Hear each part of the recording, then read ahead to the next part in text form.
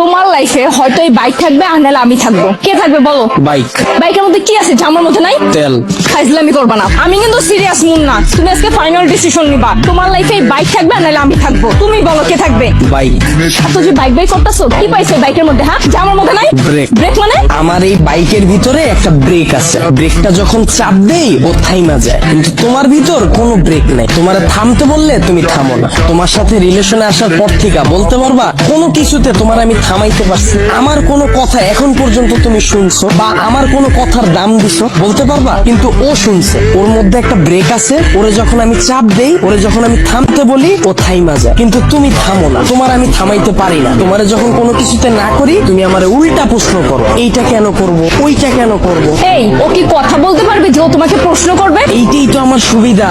ওরে আমি যেমনে বলি, যেমনে চালাই ও অমনি চলে, কিন্তু তোমার আমি যেমনে চালাইতে চাই তুমি অমনে চলো না। ওরে নিয়ে আমার কোনো প্যারা না। তার মানে আমি প্যারা? অবশ্যই প্যারা। তোমারে নিয়ে আমি প্রতি মুহূর্তে আতঙ্কে থাকি। কোন ছেলে তোমার মেসেঞ্জারে নক দিল, কোন ছেলে তোমারে আবার ডিস্টার্ব করলো, কোন ছেলে তোমার প্রোফাইল পিকচারে যে একটা লাভ রিয়াক্ট দিল।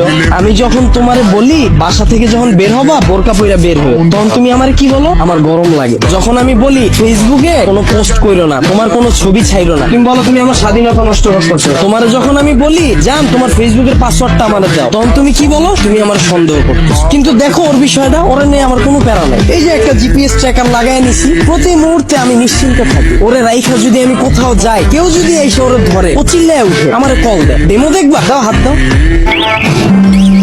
এই যে কল চলে আসছে। আবার তুমি দেখো যদি আমার কোনো ফ্রেন্ড বা আমার কোনো কাজিন আমার এই বাইকটা নিতে চায়, আমি নিশ্চিন্তে দিয়ে দিই। কারণ কি বলতো, আমার এই জিপিএস ট্র্যাকারের ভিতর লোকেশন সেট করা যায়, ও কতটুকু এরিয়ার মধ্যে থাকবে। আমার ফ্রেন্ড যখন এটা নিয়ে যায় আমি একেবারে নিশ্চিন্তে ঘুমাই, কারণ এরিয়ার বাইরে গেলে আমার বন্ধু যাবে কিন্তু ও যাবে না। ও কতটা লয়াল একটু চিন্তা করো। কিন্তু তোমার দিকটা একবার দেখো, আমি যদি তোমারে রাইখা বিদেশে যাই, সুরঙ্গ ছবির মতো আর ফার্নিশের মতো অবস্থা হইব আমার। দেশে এসে কি দেখুন জানো, আমার বন্ধু তোমারে নিয়ে বাইকে গেছে। এখন তুমি বলো বাইক রাখলে ভালো হবে না গার্লফ্রেন্ড? এত যে বড় বড় কথা বলতাছো, আমাকে নিয়ে লাস্ট কবে বের হইছো মনে আছে তোমার? তোমারে নিয়ে বের হয়ে আমার কোনো লাভ আছে? তোমারে নিয়ে বের হইলে 8-10টা মেয়ে যদি তাকায় তাও মুখ ফিরিয়ে যায়। চিন্তা করে এটার লগে তো একটা আছে। কিন্তু যদি আমার এই বাইকটা নিয়ে বের হই, 8-10টা মেয়ের সিরিয়াল লেগে যায়। এখন তুমি বল তোমারে চুজ করা ঠিক হবে না আমার বাইকটাকে? এত যে বাইক বাইক করতেছো না, এই বাইক একদিন তোমার জীবনটা খাইবো। তাও ভালো, ভিতরে কোনো কষ্ট থাকবো না, গেলে গা একবারে যাবো গা। মানে? তোমার লগে রিলেশনে যাওয়ার পর থেকে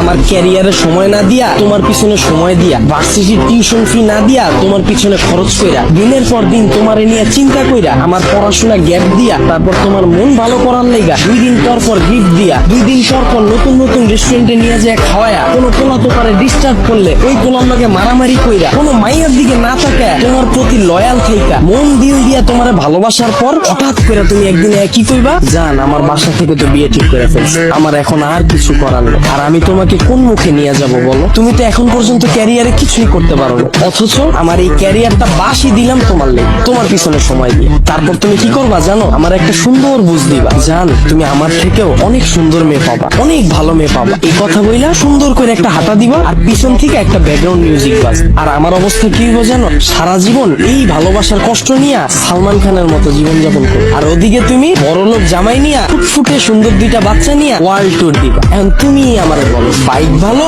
না